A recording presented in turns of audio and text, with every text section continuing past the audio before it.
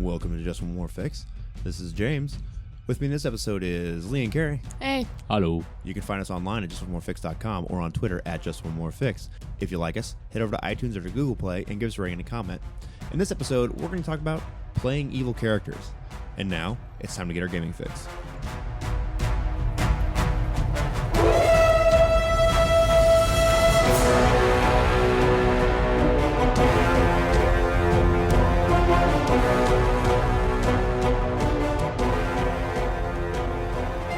Welcome to Just One More Fix. A couple quick announcements before we get talking about the evilness. One, if you didn't pre-order your Gen Con tickets and stuff like that, it is too late when this comes out. So unfortunately, it does not look like I saw that they sold out though. So I guess that would be fortunately, not unfortunately. It sounds like you guys can still make it to Gen Con if you were unable to pre-buy your tickets. Is that a thing, pre-buy? Pre-order, perhaps? Yeah, I think that might be the right word. Pre-order your tickets. So I think you can probably still get to Gen Con if you want to go. And as I always say, Gen Con is amazing and awesome, and it's definitely worth going. So we will be there for sure. So check and see if you can find us, and we'll be throwing stuff up on Twitter and some more announcements about our podcast at Gen Con as we go, because we are only a month away now, which is pretty awesome. I'm excited. And I think that's it. Do we have any other announcements that you know of? There's a couple cool Kickstarters going on. The Yellow King Kickstarter is going on right now that looks really cool, and there's a couple others. So check our Twitter feed because I believe I've tweeted those out if you're interested there to see what they are. Alrighty, so I guess we're gonna get right to our main topic. So today we're gonna talk about playing evil characters and evil games initially, and this might kind of evolve and go into some other things as we go along. But the initial part of what we're gonna talk about is more so in the F20 or the D&D Pathfinder kind of a vein, right? Yeah, and a lot of storytellers or DMs try and push people out of playing evil characters, but you can definitely do it. You always hear people talk about it, and it's sort of like the diamond in the rough. There's a million stories of people having bad experiences, and they're always chasing this one good experience they had. But I think as far as our gaming group goes, we've had several good experiences playing evil games, but I think it's because a couple of reasons. One, we set things up at the beginning to succeed, to make sure that things will kind of work. I think you have to put some more effort into your characters when you create them, and I think we'll kind of talk about that here in a little bit. And then the other thing is we play a lot of games where there's a lot of gray morality anyway.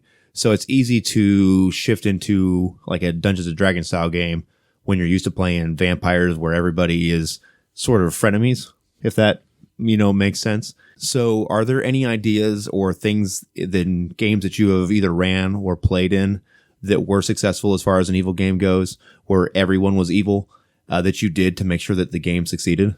You have to actually put in a little bit of prep in coming up with a common goal. It doesn't have to stay that goal for the entire game, but just to make sure everybody's together, whether it's everybody being the same race, everybody fighting the same enemy, there has to be a reason for everybody to be there. Mm-hmm.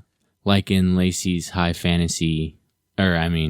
space fantasy fate game, we're essentially pirates. Right. We're not great people, but we all work together because we want to make money, and we know that we need each other to help make the money. So do you consider that an evil game? Because to lay that out, I don't know that all of our characters would be. If you had your character in a D&D style format where you had to put an alignment on it, I don't know that any of them would have had, all of them, I should say, would have had an evil on them. Well, perhaps not all of them are evil, but none of us were particularly good. Right. I agree with that very much. So do you think that there's a difference in that? Because we were essentially just selfish pirates. And I think there's a little bit of a difference in that because I don't think she set out to run an evil game, but she adapted to the fact that our characters were... Yeah, we just sort of went pirating, essentially. Yeah. And we weren't... we were not good guys, but we weren't doing classic, typical evil stuff. We weren't sacrificing babies. Right, exactly. We had some kind of code of ethics. I don't know what it would have been, but all we were doing is finding other ships and pillaging them, essentially, and killing people, which I guess is kind of evil. Yeah, they were infected. Were they? I don't remember. No. Either way. You gotta justify it. Right, somehow. So, as far as I agree 100% with setting things up with some kind of commonality among the characters to make sure that things work well. But the ones that I have ran typically that have been very successful have been, I had a goblin game that ran for quite a while, and their tribe, they had goblin tribes are huge, right? Because goblins are like rabbits, right? They breed like crazy. So their tribe had suffered some terrible attack and had been almost eliminated, and then everyone made goblin characters. And I believe initially it was a pretty large game. I think we had like 6 or 8 players in it, and then it kind of thinned out as people came and went. But they were all evil, but they were all also hopelessly loyal to each other because they were dedicated to their own tribe's survival. So I kind of forced them into this position to where it was kind of them against the world. Does it make sense? Yeah, because I've done that with an orc game. That's the go with a similar race so that everybody else is the bad guy. Right. Even if you're doing evil things, everybody else is the bad guy. Well, it's just the easy way to do it. And almost at a certain point, I kind of wonder, and we had discussed this off the mics, if you're really playing an evil game at that point. Because essentially, if you're all goblins running around pillaging and murdering humans to take their stuff to survive, is that any different than playing a group of humans or elves that are running around and killing the goblins because they're causing them problems? I mean, you can run it where it's not any different, but when I did the orc game, they did evil things. They did evil things to each other. Okay. While still maintaining that continuity. Like, right. They still had to stop the humans from encroaching. Right. But somebody in the tribe had to be sacrificed. Somebody had to be forced into marrying someone. Right. Like, they were still evil. Right. But they still had to work together. Yeah. My favorite line from ours was the goblin god, which they called Magjubi, which I don't even think is the right spelling if you do that phonetically, which Pretty sure there's an L in it somewhere. Yeah. Well, it got pronounced wrong and then it stuck and then it kind of became the gimmick. Even though they were a bunch of dumb goblins, they pronounced it wrong. They didn't have a real shaman. They had a shaman apprentice. So then it kind of became the thing or whatever. But either way, there was some sacrificing that happened as well. But I don't think that they actually sacrificed any of the PCs. I think they may have had a couple spare goblins that they may have ended up sacrificing or whatever. But like you say, in a similar vein, they did things that were clearly not good, who they attacked in a village and preying on the weak and, the innocent or whatever, try and get the things that they needed to survive. I guess what I'm wondering is, do you really think that there's that big of a difference between playing a good game where you're playing elves that are killing the goblins that are causing a problem for the Elven City versus playing those goblins that are, because maybe the politics of who's in charge or whatever is different, but isn't it almost the same thing? Almost. I mean, that's how I convinced my brother to play in the game. Only if they're all the separate race. Right. One of my favorite characters was a priestess of Umberly. Totally human. Mm-hmm. Still sacrifice people by drowning. Right. Definitely evil. So yeah, it might be the same, but like a darker skin on top of it. Right. Okay. So that's what I'm trying to get at is it may not be as hard as you think to do this, because I feel like a lot of people that run games, like a lot of your game masters, they don't want to go down this path because of how many horror stories there are. But I think the easiest way to do it, and what might be the best way to run your very first not good or evil campaign, would be to kind of do something in that vein where everyone is an orc or everyone is a goblin or whatever your chosen race is. If you want to do a game of hill giants where you really lay waste to a village pretty easily, more power to you. Were your orcs pretty fragile in that orc game or no? No, they were full orcs. There was a half orc. He got discriminated against, so I guess he wasn't as powerful as the rest of the orcs. Because the thing that we had in our goblin game is, goblins are pretty fragile, and they're, a stiff punch might kill them, and I actually had a kobold game for a while that was a lot of fun, and we made a point to have multiple characters made up so that when there were those moments of backstabbing and, politics gone awry or sacrifice that had to happen, well, when Larry the Kobold got sacrificed or assassinated, well, that sucks, but I've got his cousin Dave, or Dave the Kobold, or whatever it is. I think that's a good way to set it up, because in my first evil game, once somebody died, it disintegrated. It disintegrated immediately. Nobody wanted to play anymore. They had become attached to characters. And right. Well, I think it's easy to go in that mindset when you're playing or goblins and kobold because they are so easily killed. You know what I mean? And if you've played an RPG before, even when you're first level, it's like, oh, it's goblins. Well, as long as there's not like 10 of them, I think we'll be okay. Kind of one of those moments. And then I feel like you go into it in a different mindset because you are so fragile. And it was fun to run and see people play the goblins, because when they made decisions to go attack something, like, it was very deadly. Like, they set up ambushes and made sure to try and limit any risk that they could have. And it was. There's a reason why in the monster manual it says goblins don't attack people unless they outnumber them 5-1. Exactly. Yeah, because they're going to die. Well, no matter who you are, you don't want to die. But it made choices matter, and it made it exciting in that kind of a way. Every combat was very important because you were that fragile. And when you're a party of goblins and there's 6 of you, and you see 3 humans. If one of them is a spellcaster, everything just changed. Retreat is a real option. So it was. Retreat should be a real option in games more often in general, I think. I don't disagree with you, but when you have characters that are very are hard to knock down and kill, essentially, it becomes less and less of an option. Whereas if you know one stiff hit from a sword and that's it, it changes things for you. So well, in a game like D&D, you have paladins that are pretty inflexible anyway, and everything's got to be do or die if you're a paladin. Right? Yeah. Otherwise, it could be cowardly. Stupid fanatics. What are you gonna say, Carrie? I think that being said, your bad guys should be allowed to run away too. I've played in a lot of games where if the bad guys are losing, they don't go away, and that doesn't make sense. Why do you always slay the dragon? Like, the dragon's 10 times smarter than most people. Why does he not leave when he's close to death? Because he's stuck in a cave generally, which doesn't make any sense, because if I was a dragon and I could fly around, the Air Force kicks ass for a reason. It's because it's hard to fight something that doesn't touch the ground, plus it's got fire and magic, the Dragonomicon, if you haven't read it, I don't know if there's one for 5th edition, but the one for 3rd edition will change the way you run dragon combats tremendously. But that's a whole nother story, I guess we could probably get into. But okay, so those are things to do as a game master, right? And how to set yourself up for success. Do you guys have any things that you specifically did as a player when you made your characters that kind of you felt like set the game apart to make things succeed? Goals. Character goals. Now, is that as a group or as an individual? Oftentimes when I have goals, I make other people go along with my goals. Right. I think I do a pretty good job at it. Okay. Do you think there's one that's more important than the other in this evil setting? Well, I think in the D&D sense, I think it's more important to be lawful evil than it is to be chaotic evil, because then everybody's just stabbing one another for no apparent reason. Amok. Yeah. Right. And if you're in a lawful society, you're the notion of lawful is that somebody there's like a society that you fit into somehow, and you're going to support the society somehow. And somebody has to be leading that society. Might as well be me.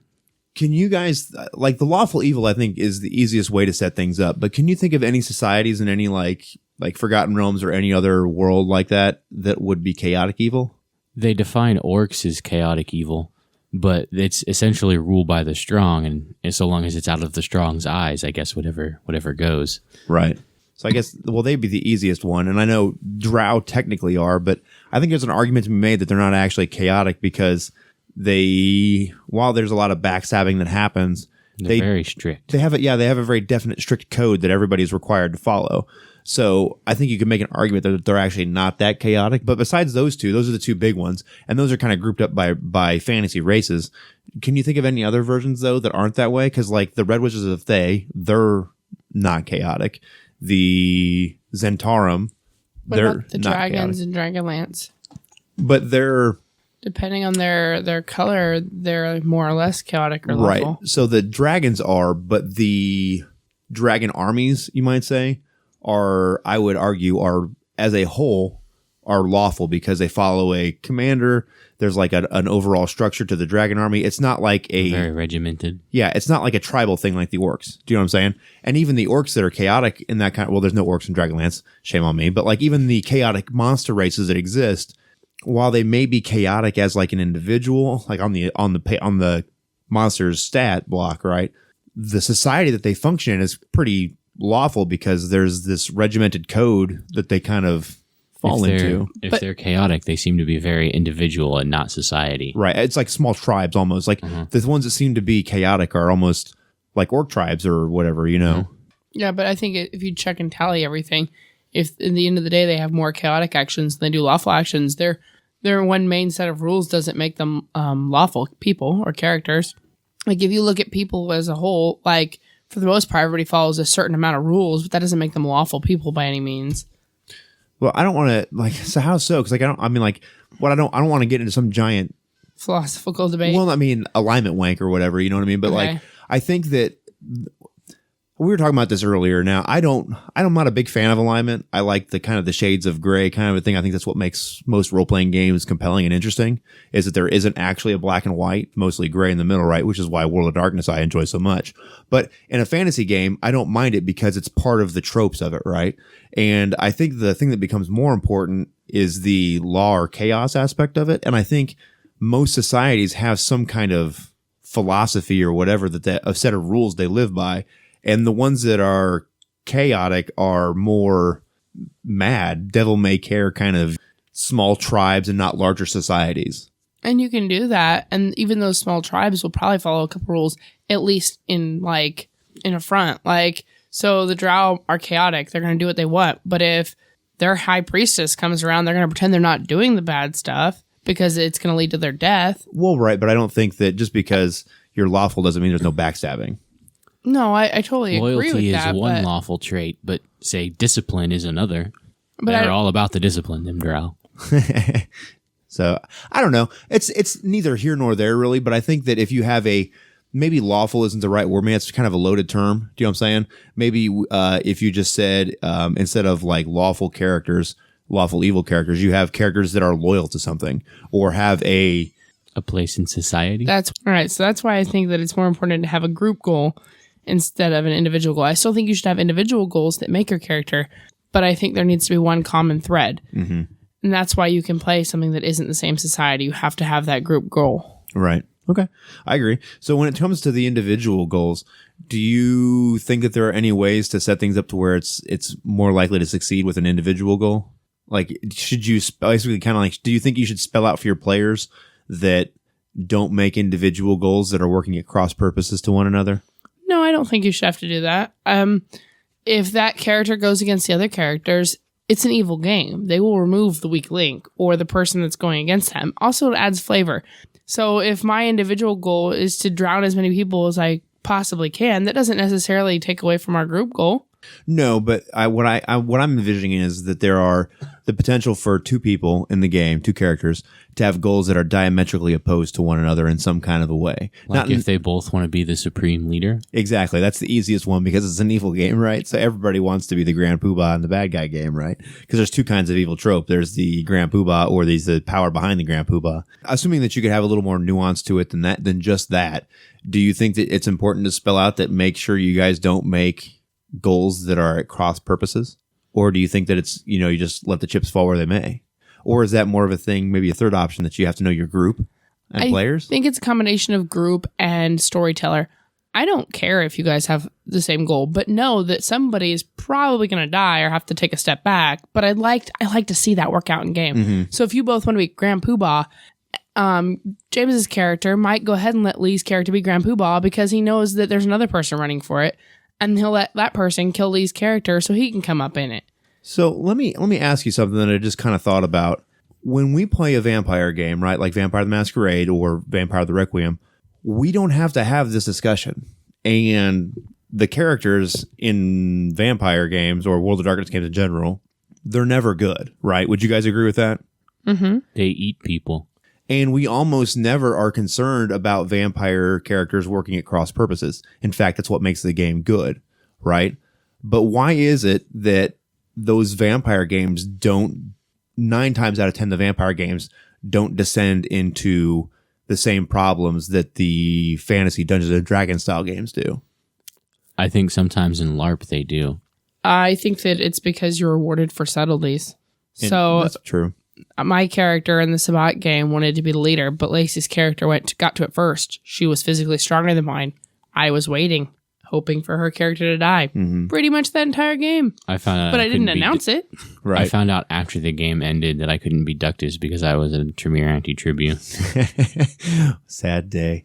But so I guess you could have been, but that's a whole other discussion anyway. But do you see what I'm saying? Like in like Dungeons and Dragons games where I ran an evil game, like that was always a concern of the game devolving into a mass combat of player versus player, right? But there's almost never a concern in a vampire game. Now, is that just mindset of players, or is that just something else entirely because of how the game is set up? It's a game thing. I still think it's more likely to happen in LARP than it is in tabletop vampire. I'm pretty sure we've never played a tabletop vampire game that has descended into backstabbing one another, but I've seen it happen in LARP. Oh, it's happened in tabletop games a lot. Has it? You may just not have realized it, but yeah, because sometimes there's notes passed and that kind of stuff or whatever, and there's always some level of backstabbing happening to one degree or another. In the Sabbat game that you're mentioning, where you guys were really clearly bad guys. We were the bad guys. Yeah, it wasn't so much in that one because you guys were a small pack that was working with a very distinct purpose, right? Mm-hmm. But in the Camarilla games, it was always happening. Everybody's always trying to peddle influence and trying to get over on someone. Now, the consequences and the things that you were doing may not have been as dire as character death, but they were still working against one another. I think part of this argument goes back to not building your characters in silos.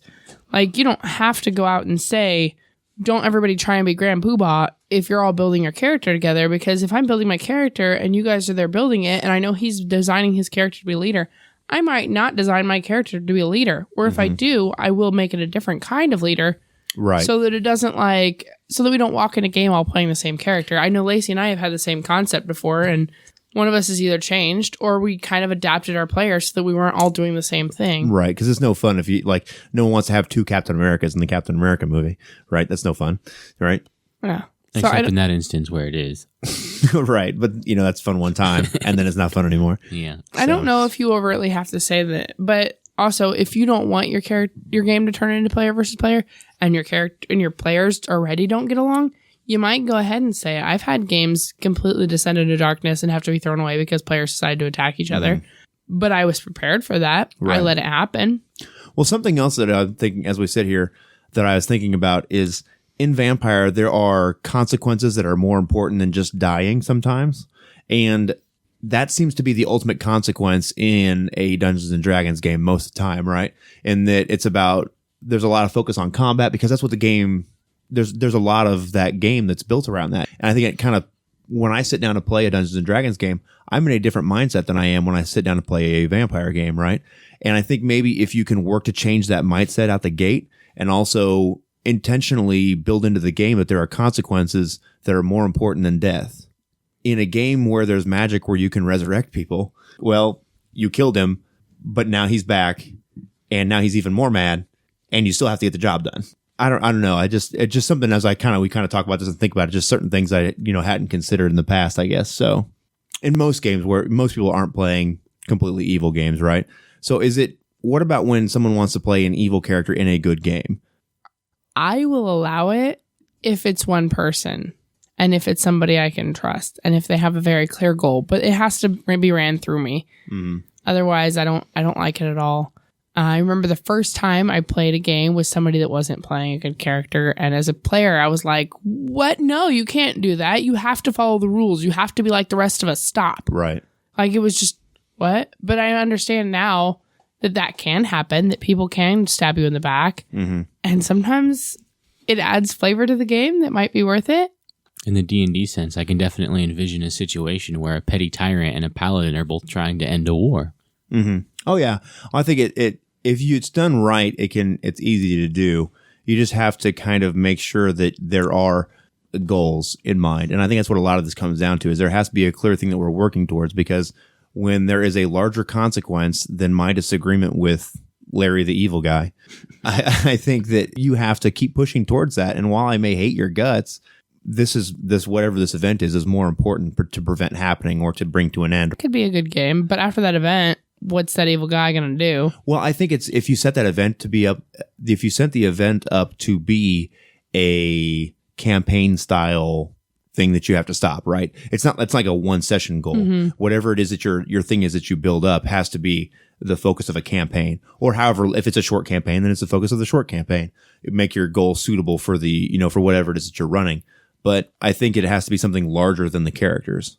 And then when the game ends and the campaign is finished, maybe, you don't want to rehash the things like, oh no, the world's being destroyed again. It's Avengers 2. You don't want to have that same rut you fall into to where they're forced to work together again. But I think at a certain point, even if they're good and bad, if you look at like most stories or kind of pieces of literature, like there's always people working together that hate one another. And then if you've developed this history with between the two characters, well, I think you should be able to draw on the players and be like, do you really want to kill him? I mean, you've got this huge history together. Also, you know that despite your ideologies being different, you still have each other's back. You were able to work through that.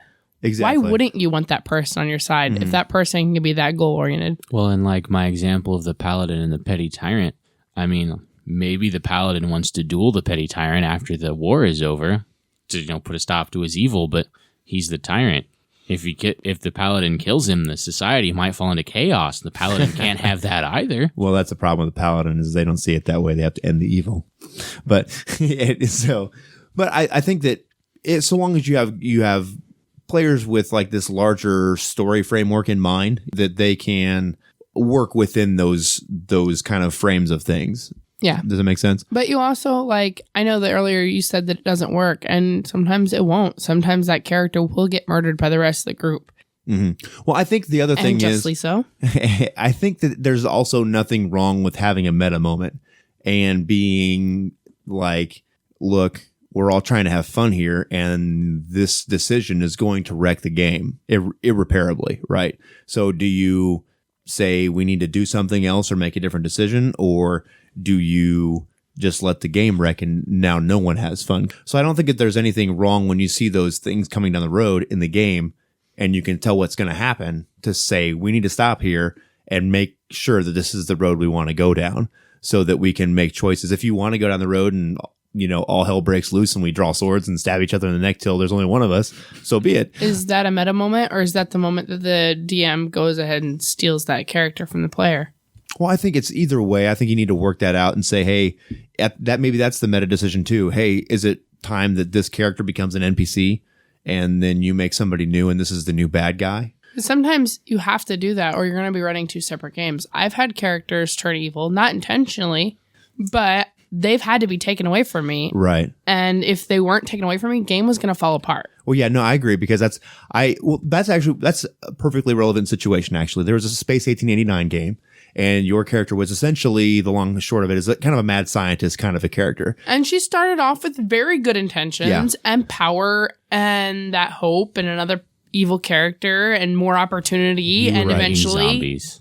Right. No, so but it wasn't for evil in the beginning. It didn't start out that way. It was trying to bring life. Right. And it went bad because it's Space 1889. It's crazy mad science, right? And my character was a big game hunter and was a pretty virtuous kind of a character in a lot of ways. Your classic pith hat wearing, venture seeking kind of a guy. And I intentionally did not sniper your character essentially because my guy was a big game hunter. I had a 500 Nitro Express, right? I could have shot you from the other side of the block or whatever, but I didn't because one, I didn't want to kill your character because it was fun. The game was fun. And I knew that would change things in a huge dramatic way. And the other thing was that I just didn't want to kill your character. Like kind of at a meta level, outside of breaking the story and everything, I was like, do I really? Because once I make this decision, there's no one going back. Well, we've all been in games where Murder our character changes has a person, I hear. I wasn't even concerned about it from my character's perspective because from that perspective, I felt totally justified in what I was doing because we'd killed other people before that were very clearly bad guys. So it wasn't the problem with killing someone. It was more of once I make the decision, everything changes, game wise. Played in a game where feelings were hurt. I feel like, I don't know if that's a fact, but oh yeah, you don't want to ruin the game for that person, and so you wonder, is this okay? Should I do this? Right. No, probably not. I might be mad. Well, I think maybe it should have been a thing too where maybe I should have said something like, hey, like this is going to be a possibility, and I saw it coming, and I probably should have said something to you about like this is going to happen sooner or later. We need to figure out how we want to kind of move forward with the storyline and whatever. You know what I mean? So as a storyteller, so then you took over the criminal network.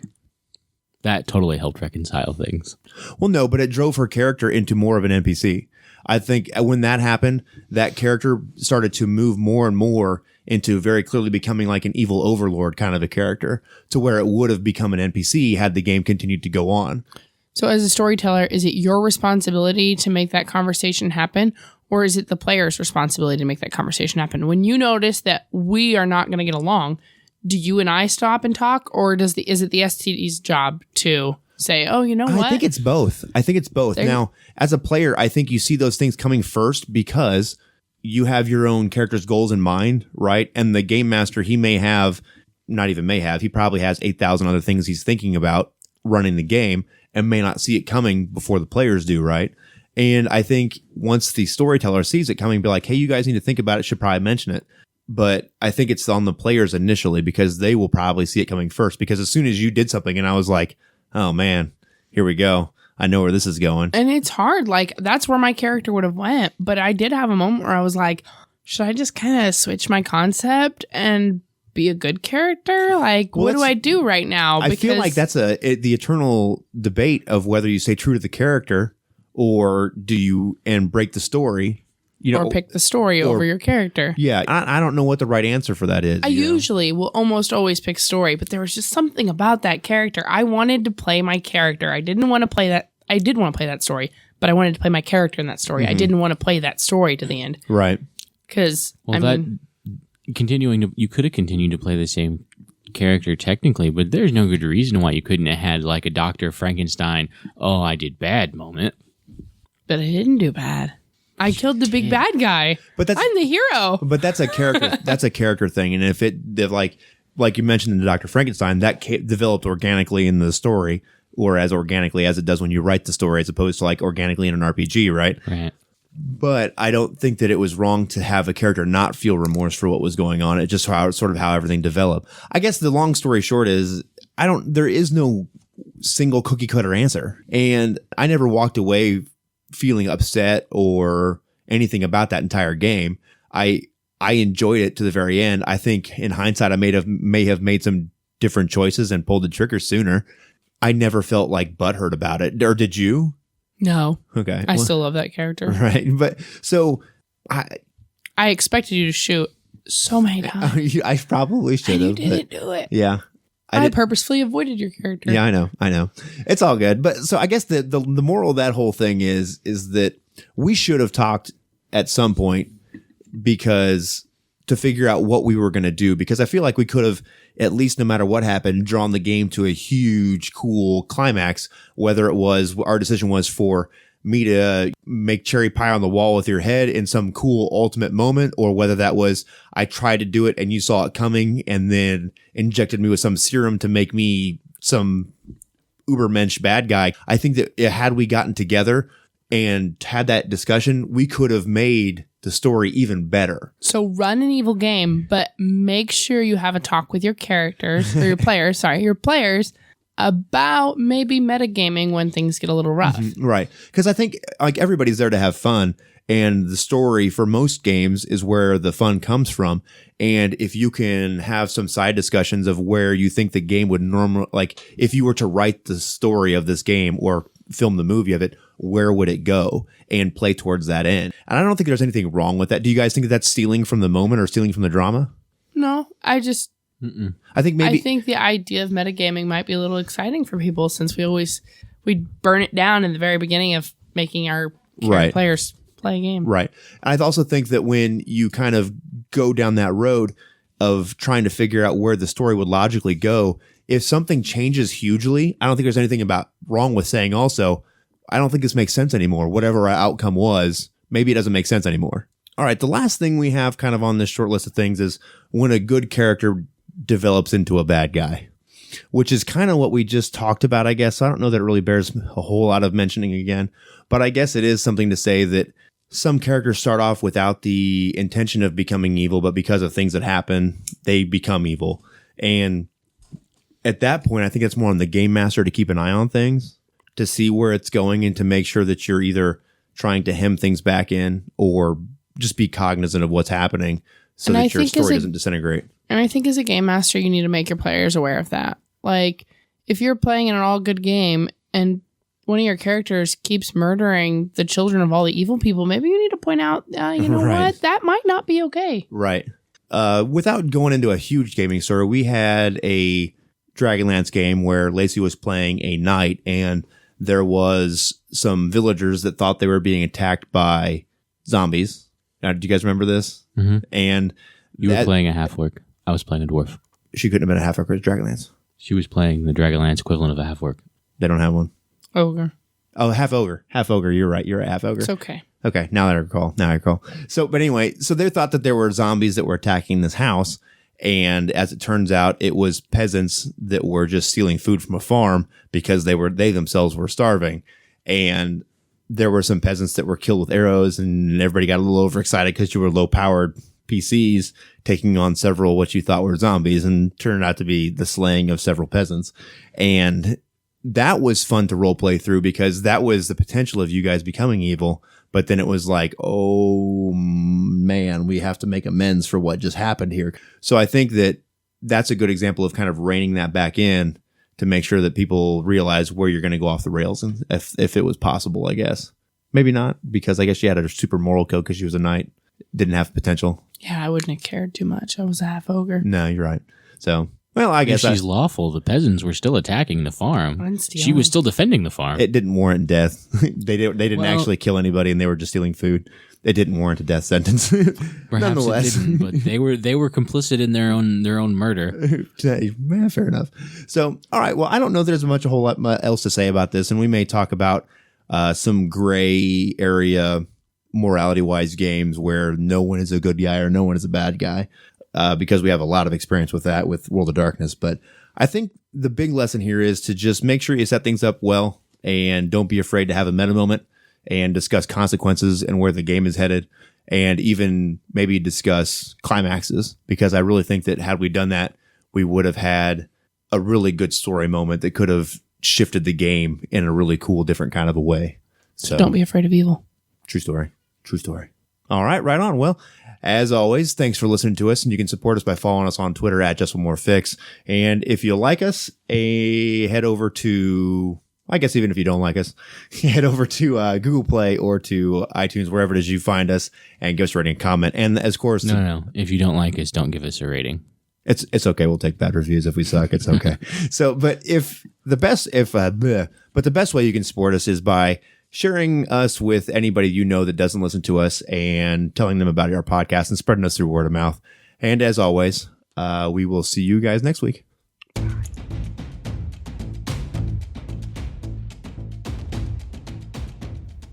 Thanks for listening. This has been another episode of Just One More Fix.